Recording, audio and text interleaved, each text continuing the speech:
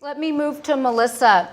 Talk about sort of the context of your work. You work a lot around pesticides. Where's the overlap with labor? How are you thinking about these issues right now? Sure. Actually, what Jose just had to say really energized me because what I represent is the health and the environment part from a scientific perspective. I've been studying the impacts of occupational health on workers for the past 2 decades. I started with farmers in my own small state of Vermont, moved on to other farmers throughout the United States, and then moved on to farmers in Africa, in various parts of Europe, and also in Asia. What I've come to understand is our production systems are not sustainable and they truly compromise our health. They compromise the health of workers and they compromise the health of consumers. Intensive chemical inputs into food production does not make for a sustainable or a healthy product.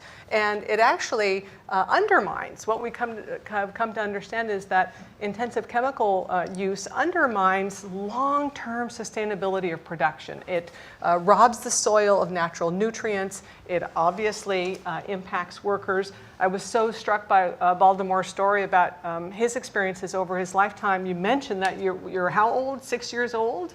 We're also talking about child labor. And in this country even, child labor in agriculture is condoned.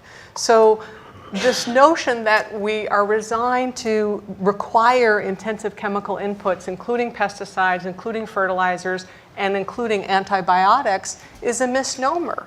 Are workers like a canary in the coal mine? I mean, you've done some studies around, you said, exposure to pesticide use. What have you gleaned from that? Are there higher cancer rates? I mean, is there something that would really sort of show that these frontline workers are also experiencing the full force of? Sure, there are plenty of data to demonstrate that, and there have been data for decades now. Specific rare cancers more common among farmers versus other occupational groups. In terms of farm workers, those data are far more sparse because we don't have funding to study farm workers. So most of those data come from farmers, smaller family farmers.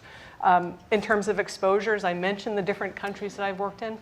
They all get exposed. It is a matter of fact that when you're applying pesticides, you're going to get exposed. So no one should buy this notion as long as they're used safely, exposure doesn't happen. That's just a misnomer. And then I wanted to just briefly mention the meatpacking work that I've done over the years. Yeah. Also this notion of, well, you know, meatpacking is a risky job. If you're working with knives all day, you're going to get cut.